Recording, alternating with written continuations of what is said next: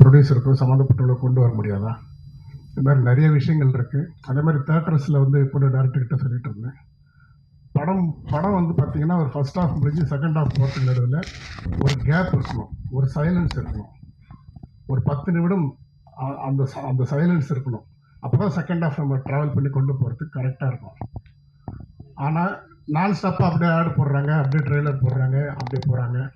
அது இல்லாத இன்றைக்கி கார்பரேட்ஸில் பார்த்தீங்கன்னா ரொம்ப டிஸ்டர்ப் பண்ணுற அளவுக்கு அப்போ தான் உள்ளே கொண்டு வந்து பாப்கார்ன் கொடுக்குறதும் சர்வ் பண்ணுறதும் சீட்டில் வந்து டிஸ்ட்ரிபியூட் பண்ணுறதும் அது படத்தை பார்க்குறவங்களுக்கு ரொம்ப டிஸ்டர்ப் பண்ணுது. நான் என்ன சொல்கிறேன்னா, நீங்கள் அந்த ஆடுக்கும் படத்தோட ப்ரொடியூசர் கூட அது இன்கம் வர்றது கிடையாது. கியூப் கான்ட்ராக்டில் தான் எல்லாமே போகுது. அப்படி இருக்கும் பொழுது அட்லீஸ்ட் வந்து இந்த ட்ரெய்லர் போடுங்க, ஆடு போடுங்க, ஏதாவது பண்ணுங்கள். மறுபடியும் செகண்ட் ஹாஃப் ஸ்டார்ட் பண்ணுறதுக்கு முன்னாடி ஒரு 10 நிமிஷம் ஒரு சைலன்ஸாக இருக்கணும். அந்த சைலன்ஸ்க்கு அப்புறம் அந்த படத்தை போடணும். அப்போ தான் படம் பார்க்கும்போது நம்ம அந்த ஒரு மைண்டோட ஒரு பீஸ்ஃபுல்லாக டுவர்ட்ஸ் கிளைமேக்ஸ் நம்மளால கான்சென்ட்ரேட் பண்ணி ஒரு படத்தை பார்க்க முடியும். இப்படி இந்த மாதிரி வந்து சம்மந்தமே இல்லாதவர்கள், சினிமாவுக்கு சம்மந்தம் இல்லாதவங்களாம் இதன் மூலமாக சம்பாதிக்கிறாங்க. சினிமாவில் கஷ்டப்படுறவங்களுக்கு எந்த வருமானம் இல்லாமல், சரியான தேட்டர்ஸ் இல்லாமல், சரி ரொம்ப ப்ராப்ளத்தில் வந்து இன்றைக்கி எல்லா விஷயமும் போயிட்டுருக்கு. எப்படி பாக்கியராஜ் சார் வந்து ஒரு எழுத்தாளர் சங்கத்துக்கு வந்து இன்றைக்கி நிறைய விஷயங்கள் வந்து செஞ்சு பண்ணிகிட்ருக்காரு. அந்த மாதிரி எல்லாருமே சேர்ந்து எல்லா விதத்துலேயும் வந்து தயாரிப்பாளர் சங்கத்தில் எல்லாருமே வந்து இது போன்ற படங்களுக்கு தேட்டர்ஸ் வைக்கணும். புரட்சி தலைவி ஜெயலலிதா அம்மா இருக்கும்போது அரசு திரையரங்குன்னு ஒரு கான்செப்ட் கொண்டு வந்தாங்க. அதுக்காக எல்லாமே இம்ப்ளிமெண்ட் பண்ணிட்டாங்க. எல்லாம் ஃபைனல் பண்ணுற நேரம் பார்த்து அவங்களுக்கு உடம்பு சரியில்லாமல் போயிடுச்சு. அதெல்லாம் வந்துச்சுன்னா எல்லா படங்களும் கம்பல்சரி அந்த மாதிரி தேட்டருங்களில் வந்து ஓடும், மினிமம் ரேட்டில் ஓடும். இப்போ கூட பார்த்தீங்கன்னா ஃபர்ஸ்ட் ரோன்னு ஒரு மினிமம் டிக்கெட்டுன்னு இவங்க ரூலுக்காக கொடுக்குறாங்க. அந்த டிக்கெட் வந்து யாருக்குமே வெறும் டிக்கெட் தரதில்லை, கூப்பனோடு தான் வாங்கணும். ஃபுல்லாக 400-500 ரூபாய்க்கு நீங்கள் வந்து ஸ்நாக்ஸ் கூப்பனோடு தான் அந்த டிக்கெட்டே வாங்கணும். ஸோ இப்படிப்பட்ட சூழலில் இன்றைக்கி பத்திரிகை துறையை சார்ந்த நம்முடைய நண்பர் உமாபதி மற்றும் நண்பர்களோடு இணைஞ்சு இப்படிப்பட்ட ஒரு சூழலில் மிக துணிச்சலாக, மிகவும் வித்தியாசமாக, எந்த நடிகரையும் யாரையும் நம்பாமல் இன்றைக்கி இப்படி ஒரு புது முயற்சியில் இறங்கியிருக்காரு. ஒரு பத்திரிகை துறையை சார்ந்தவர் இன்றைக்கி திரைத்துறையில் வந்து அவருடைய ரொம்ப நாள் கனவை நிறைவேற்றியிருக்காரு, அதுக்காக வந்திருக்காரு. ஸோ பத்திரிகை துறை சார்ந்த நாமளும் எல்லாரும் அவருக்கு சப்போர்ட் பண்ணணும். இந்த படத்தை வந்து மிகப்பெரிய ஒரு வெற்றி படமாக அமையணும் அப்படின்னு சொல்லிட்டு இந்த முயற்சி வந்து எல்லாராலையும் நிச்சயமாக வந்து வரவேற்கப்படும்னு சொல்லிட்டோம். அவருக்கும் இதற்காக ஒர்க் பண்ணியிருக்கக்கூடிய அனைத்து டெக்னீஷியன்ஸுகளுக்கும், அவருக்கு துணை தயாரிப்பாளர் இருக்கக்கூடிய அனைவருக்கும் என்னுடைய தமிழ்நாடு பத்திரிகையாளர் சங்கத்தின் சார்பிலும் நன்றியும் வாழ்த்துக்களும் தெரிவிச்சுக்கிறேன். நன்றி, வணக்கம். அதே போலவே இந்த சிறப்பான ஒரு திரைப்படத்தை தன்னுடைய கனவு, தன்னுடைய பத்திரிகை என்பதை தாண்டி திரைத்துறையில நம்ம ஒரு சிறப்பான ஒரு இடத்தை வகிக்க வேண்டும் என்ற எண்ணத்தில போராடி இந்த திரைப்படத்தினுடைய இயக்குனராக பரிணமித்திருக்கக்கூடிய அன்பிற்குரிய நண்பர் உமாபதி அவர்களுக்கு இந்த நேரத்தில் என்னுடைய பாராட்டுக்களை தெரிவித்துக் கொள்கிறேன். அவருடைய கனவு நனவாகி இருக்கிறது. நான் வந்து இணை தயாரிப்பு என்று சொன்னாலும் கூட மொத்த தயாரிப்பும் உமாபதி சார் தான்.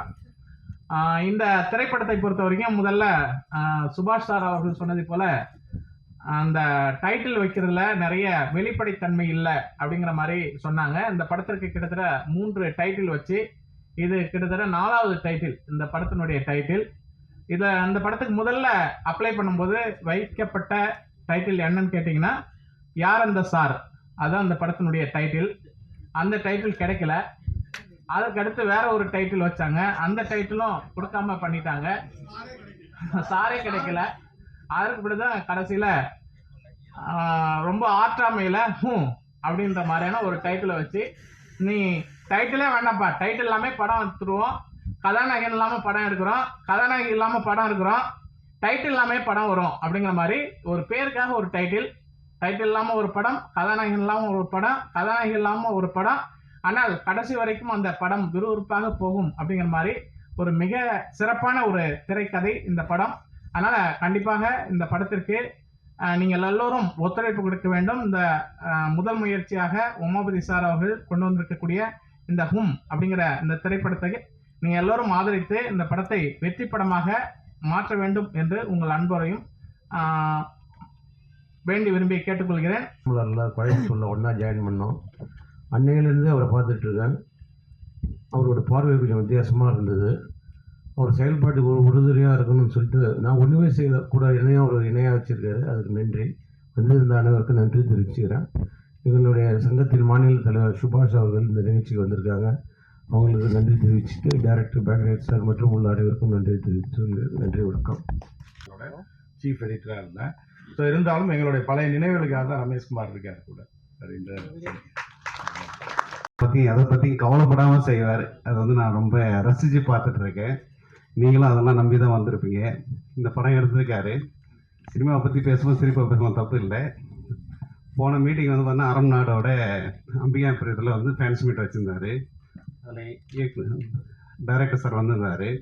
அதில் ஒரு ஒன்லைன் சொல்லியிருந்தாங்க. என்னென்னா, ஒரு படத்தில் கண்ணடிச்சு கூப்பிட்டா வராத பொம்பளை கைப்பிடிச்சு கூப்பிட்டா வந்துடும் போறா அப்படின்னு சொல்லுவாங்க. அது அந்த ஒன்லைன் வந்து அதுலேருந்து வந்து பார்த்தா வந்து அவர் சொல்லிட்டு சைலண்டாக விடுவார். எதிர்க்கு இருந்து கவர்மெண்ட் அப்படின்னு சொல்லுவார். அங்கே ஒரு வருது. பின்னாடி வந்து ஒரு அவங்க ஒய்ஃப் வந்துட்டு அப்படின்வாங்க. ஸோ அந்த ஊன்ற டைட்டில் வந்து அங்கேருந்து ஸ்டார்ட் ஆகிருக்குன்னு நான் நம்புகிறேன். ஸோ எதை செஞ்சாலும் சிறப்பாக செய்யக்கூடியவர். மிகச்சிறப்பாக இந்த படத்தை பண்ணியிருப்பார். பார்க்கும்போது எல்லாமே நல்லா இருக்குது. ஃபோட்டோகிராஃபிலாம் எப்படி இருக்குது, எந்த அளவுக்கு கிரீனியஸாக இருக்குது. படம் வந்து நிச்சயம் வந்து பண்ண வெற்றி பெறணும் வந்து நான் நம்புகிறோம். அவர் எல்லா விதத்தையும் வந்து சாதிக்கணும். அதுதான் நம்மளுடைய ஆசை. சந்தோஷம்.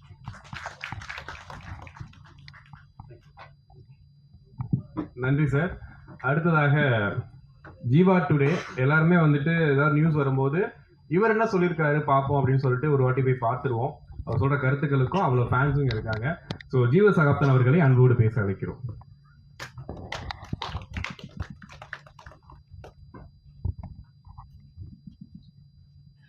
தோழர்கள் அனைவருக்கும் வணக்கம். இது ஒரு நல்ல பொழுதுள்ள மாலை பொழுதுன்னு பார்க்குறேன்.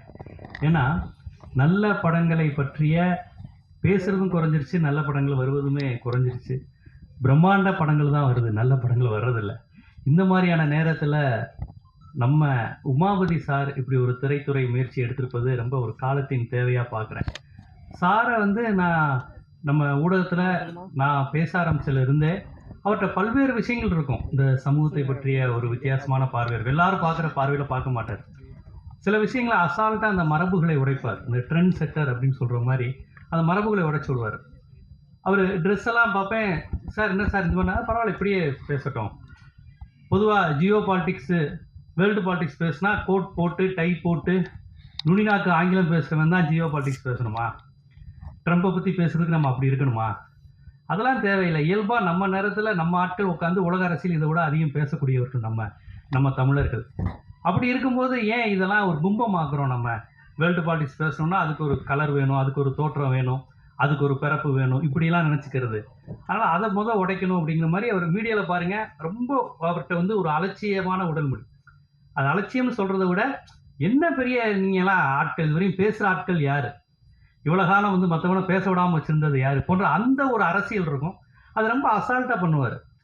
அவர் பேசுகிற எல்லா அரசியல்லையுமே வந்து அதை சொல்லும்போது அது ஒரு பெரிய பூதாகரப்படுத்தி இதை நான் செஞ்சுருக்கேன்னு சொல்ல மாட்டார். ரொம்ப போகிற போக்கில் அதை சொல்லக்கூடிய ஒரு தன்மை வந்து உமாபதி சார்கிட்ட உண்டு.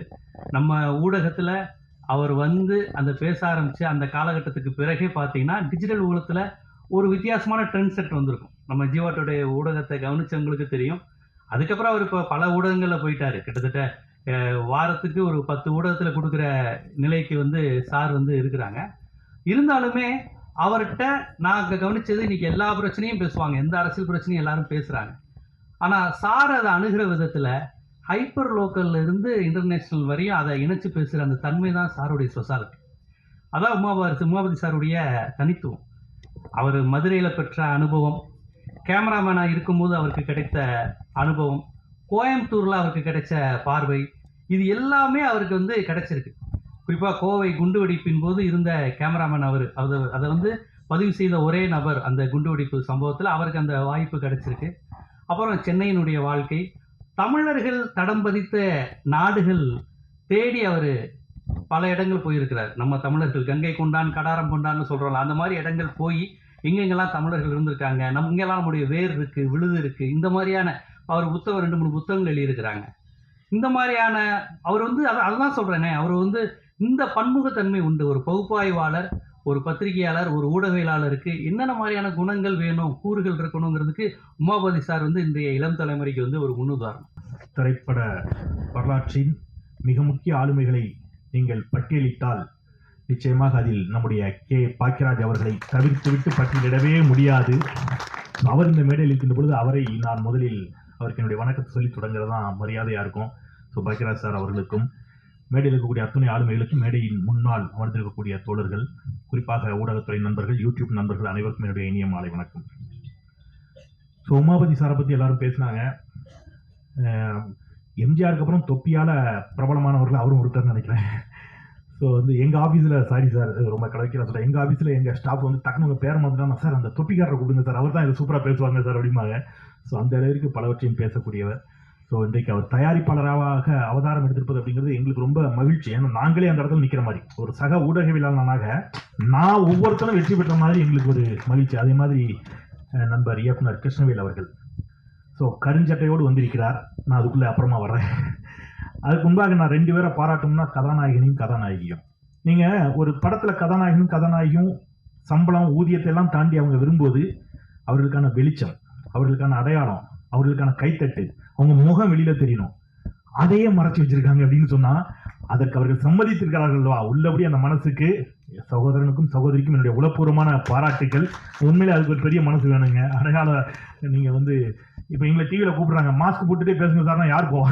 எங்கே வர்றதே அது இல்லையா? இப்போ யதார்த்தம் நம்ம முகம் தெரியணும். ஸோ அதை நீங்கள் வந்து அந்த பண்ணியிருக்கிறீங்க. நான் இந்த படத்தோட ட்ரெய்லரில் பார்க்கின்ற பொழுது ஒன்று புரிஞ்சுக்கிட்டேன். நோ மீன்ஸ் நோ அப்படின்னு முன்னாடி ஒன்று சொன்னாங்க. அதுதான் படத்துடைய கிட்டப்பட்ட கதையாக இருக்கும் நான் யூகிக்கிறேன். நீங்கள் தமிழ் ஊடகத்தில் முன்னாடிலாம் ஒரு வார்த்தை வரும், இளம்பெண் கற்பழிப்பு அப்படின்னு ஒரு வார்த்தை வரும். அது எப்படி அழிப்பீங்க? நீங்க யோசிச்சு பாருங்க. ஒரு ஆணினுடைய அயோக்கியத்தனம், ஒரு ஆணினுடைய வக்கிரம், ஒரு ஆணினுடைய பாலியல் வக்கிரத்திற்கு அவன் வல்லுறவு செய்யறான் ஒரு பொண்ணை. ஆனா அங்க கற்பிழந்தவளாக யார பத்திரிகைகள் சித்தரித்தன அப்படின்னா ஒரு பொண்ணை தான் வந்து இவன் பண்ண அக்கிரமத்துக்கு ஒரு பொண்ணு கற்பிழந்தவள். இதை வந்து பெரியாரிய சிந்தனையாளர்கள் தொடர்ந்து கேள்வி எழுப்பினோம். அது எப்படி ஒரு ஆணோட அயோக்கியத்தனத்துக்கு அவளை கற்பிழந்தவளாக நீ சொல்லலாம்? அந்த வார்த்தையை முதல்ல மாற்றணும் என்று சொல்லுகின்ற பொழுது இன்றைக்கு தமிழ் ஊடகங்கள் அனைத்தும் பாலியல் வல்லுறவு என்ற வார்த்தையை பயன்படுத்த தொடங்கி இருக்கிறார்கள் என்று சொன்னால் இது தமிழ்நாட்டிற்கும் தமிழ் சமூகத்திற்கும் பெரியாரிய பார்வைக்கும் கிடைத்த வெற்றி. அதைத்தான் அந்த படம் பேசுவதாக நான் நினைக்கிறேன். ஒரு பொண்ணு காதலிக்கின்ற பொழுது அவள் வந்து அவருடைய காதலனோடு அவள் தனிமையில் இருக்கிறாள். அதன் பிறகு அவள் காதலன் மிரட்டுறதாகத்தான் அந்த ட்ரெய்லர், அந்த பாடல் எனக்கு புரிகிறது. ஸோ அதுவே அது எப்படி துரோகமா மாறும், அது எப்படி கற்பிழந்ததாக மாறும் என்று கேட்கக்கூடிய அந்த கதை அப்படிங்கிறது. ஸோ அது கருஞ்சட்டையினுடைய சிந்தனை, அதை வெளிப்படுத்தியிருக்கிறார்கள் அப்படிங்கிறது எனக்கு மகிழ்ச்சி. அப்புறம் அதை பேசிக்கின்ற பொழுது கண்டிப்பாக இன்னொன்று பேசி ஆகணும். நம்முடைய ஐயா, அவர் இல்லை, மருத்துவர் தணிகாசலம் அவர்கள் பேசுகின்ற பொழுது நிறைய படத்துக்கு பேர் யோசித்தோம், டைட்டில் யார் அந்த சார்னு கூட யோசித்தோம் அப்படின்னு சொன்ன உடனே நண்பர் சுபாஷ் கூட சொன்னார், கலைப்பையும் காணும் சாரியும் காணும். சார் இல்லாததை தெரினா கிடைக்காது. அதை கண்டுபிடிச்சு கோர்ட்டே சொல்லிடுச்சு தெளிவா. நமக்கு அது இருந்தால் நல்லா இருக்கும்னு ஆசைப்பட்டா அதுக்கு யாரும் ஒன்றும் பண்ண முடியாது. நான் வேணா அந்த படத்துக்கு இன்னொரு தலைப்பை சொல்கிறேன். யார் அந்த தாத்தான்னு நான் புதிய தலைமுறையில் ஒரு கேள்வி கேட்டேன். அந்த தாத்தாவை தான் இன்னி வரைக்கும் கண்டுபிடிக்க முடியல சார். அந்த தாத்தா யாருன்னு ஒரு பேராசிரியர் சொன்னாங்க. ஒரு மாணவியிடம் பேசினார்கள், ஒரு தாத்தாவோட அட்ஜஸ்ட் பண்ணிக்கணும்னு. நீங்கள் வேணா அடுத்த முறை படம் எடுக்கும்போது யார் அந்த தாத்தான்னு வைங்க. தாத்தாவை தான் இன்னி வரைக்கும் காணலை. சாரை கண்டுபிடிச்சிட்டாங்க. அவருக்கு 30 ஆண்டு நீதிமன்றம் சிறை தண்டனையும் கொடுத்து விட்டது அப்படிங்கிறதையும் சொல்லிட்டு, ஸோ பெண்கள் சார்ந்து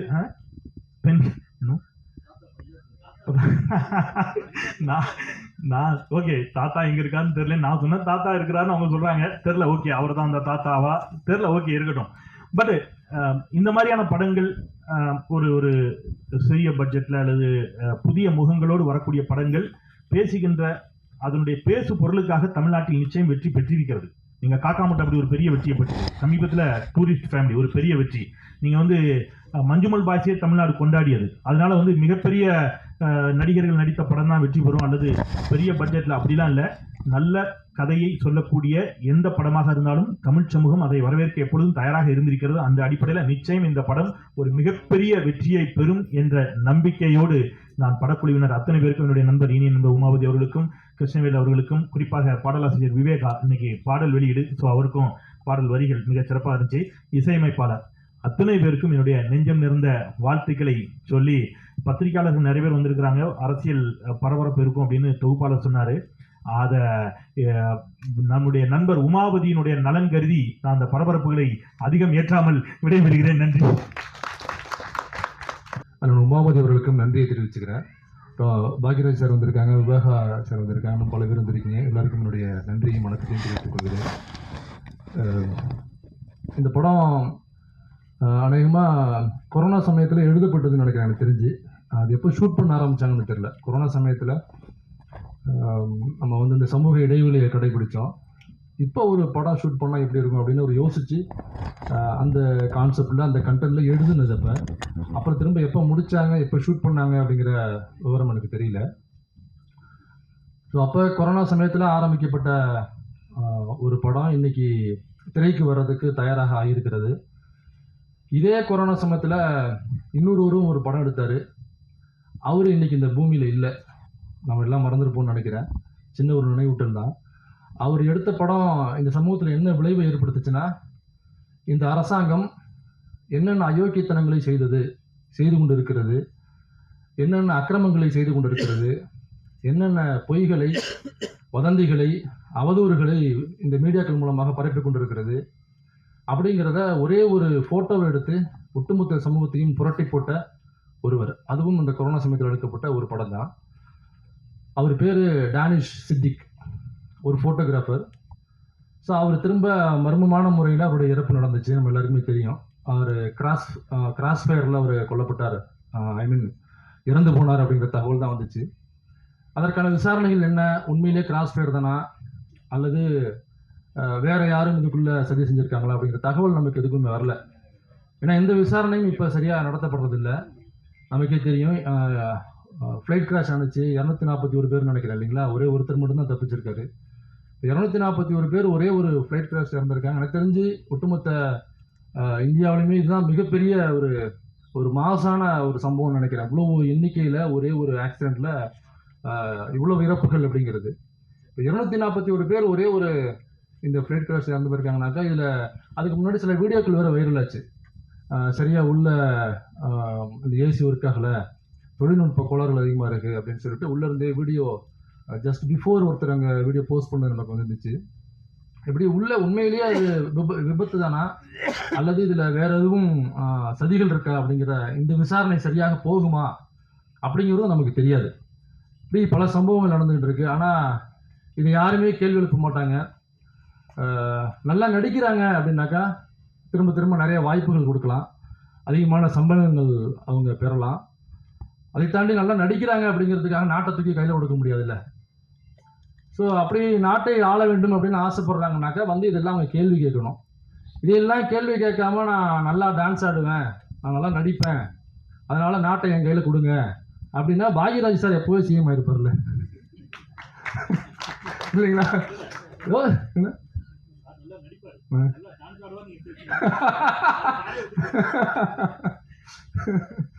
அதனால நல்லா நடிக்கிறதுக்காகவும் நல்லா டான்ஸ் ஆடுறாங்க அப்படிங்கிறதுக்காகவும் நாட்டை தூக்கி நம்ம கையில் கொடுத்துட முடியாது என்பது பாக்யராஜ் சாருக்கே நன்றாக தெரியும். அதனால இதையெல்லாம் கேள்வி கேட்டாக்கா கண்டிப்பாக நாட்டை கையில் தூக்கி கொடுக்கலாம். அப்படி இல்லாத வரைக்கும் நம்மளால நாட்டை கையில் தூக்கி கொடுக்க முடியாத சூழல். அதனால அப்போ அந்த கொரோனா சமயத்தில் எடுத்த ஒரே ஒரு ஃபோட்டோ அது ஒட்டுமொத்த இந்தியாவுமே புரட்டி போட்டது. என்னென்ன பொய்களை, வதந்திகளை, அவதூறுகளை பரப்புகிறார்கள், இந்த மக்கள் நலன் சார்ந்து இந்த அரசாங்கம் என்ன செய்து கொண்டிருக்கிறது, ஒரு கொரோனா ஊசி நமக்கு போடணும், அதுவும் வெளிநாட்டிலேருந்து பர்ச்சேஸ் பண்ணி இங்கே ஒட்டுமொத்த மக்களுக்கும் இந்த கொரோனாவில் நாளைக்கு அடுத்த நிமிஷம் நம்ம இருப்போமா இல்லையா, நம்ம புள்ள இருக்குமா இருக்காதா, நம்ம அப்பா அம்மா இருப்பாங்களா இருக்காதா, எப்போ இறப்பாங்க அப்படிங்கிறது நமக்கு தெரியாது. அந்த சமயத்தில் ஒரு நாட்டினுடைய ஒரு பிரைம் மினிஸ்டராக இருக்கக்கூடியவர் அல்லது நாட்டை ஆளக்கூடிய அந்த கட்சி தன் நாட்டு மக்களை காப்பாற்றணும் அப்படிங்கிறது தான் அவங்களுடைய முக்கிய நோக்கமாக இருக்கணும். அப்போ அவ்வளவு தடுப்பூசிகளை எப்படி இலவசமாக நம்ம மக்களுக்கு கொடுக்கறது அப்படிங்கிறத அவங்க யோசிக்கணும். இந்த காலகட்டத்தில் நாளைக்கு இருப்போமா இல்லையாங்கிறது தெரியாத காலகட்டத்தில் அந்த தடுப்பூசிகளை ஒவ்வொரு மாநிலத்துக்கும் இந்த அரசாங்கம் விற்பனை செய்தது. காசு கொடுத்து தான் இங்கே உள்ள ஒவ்வொரு மாநிலமும் பர்ச்சேஸ் பண்ணி இங்கே உள்ள மக்களுக்கு தடுப்பூசியை போட்டது. தடுப்பூசி பற்றி பேசுகிறோம், தனிக்கச்சனம் தருவார் இல்லை. அதனால் இவ்வளோ விஷயங்கள் இருக்குது. இதெல்லாம் கேள்வி கேட்காம 36,000 கோடி ரூபாய் இந்த கொரோனா சமயத்தில் மக்களுக்கு நலத்திட்டங்கள் செய்யணும், மக்களை காப்பாற்றணும் அப்படின்னு சொல்லி பிஎம் கேர்னு போட்டு 36,000 கோடி ரூபாய் வசூல் பண்ணாங்க, மக்களுடைய காசு. ஒருத்தனுக்கும் வருமானம் இல்லை, ஒருத்தனுக்கும் பிஸ்னஸ் கிடையாது, எல்லாம் வீட்டுக்குள்ளே தான் உட்காந்துருக்கோம். நம்ம போய் வெளியில் அந்த டயத்தில் ஏதாவது அரிசி வாங்கிட்டு வந்தால் தான் நமக்கு உணவு, இல்லைனாக்கா அன்றைக்கி முழுக்க நம்ம பட்டினி தான் கிடக்கணும். அன்றைக்கி ஃபுல்லாக லாக்டவுன் இருந்துச்சு. அந்த சமயத்தில் கையில் பையில் இருந்ததெல்லாம் நம்ம போட்டு 36,000 கோடி இந்த அரசு கேட்குதுன்னு நம்ம கொடுத்தோம். அந்த 36,000 கோடியை வச்சு ஒட்டுமொத்த இந்தியாவுக்குமே 2 டோஸ் நமக்கு வந்து கொரோனா ஊசி போட்டுக்கலாம். ஆனால் இந்த அரசாங்கம் அந்த 36,000 கோடி என்ன செய்தது, யாருக்கு கொடுத்துச்சு, நம்ம யாருமே சிந்திக்கல. ஸோ அவர் எடுத்த டேனிஷ் சித்திக்கு எடுத்த ஒரு ஃபோட்டோ இந்த சமூகத்தை எப்படி புரட்டி போட்டுச்சோ கொரோனா பீரியடில், அப்படியே கொரோனா சமயத்தில் எழுதப்பட்ட இந்த கதை கண்டிப்பாக சமூகத்தில் ஒரு ஏதோ ஒரு கேள்வியாவது எழுப்பும் அப்படின்னு நான் நம்புகிறேன். கரெக்டாக கனெக்ட் பண்ணுறது கதை முன்னாடி. அதனால் இந்த படம் வெற்றி பெற வாழ்த்துக்கள்.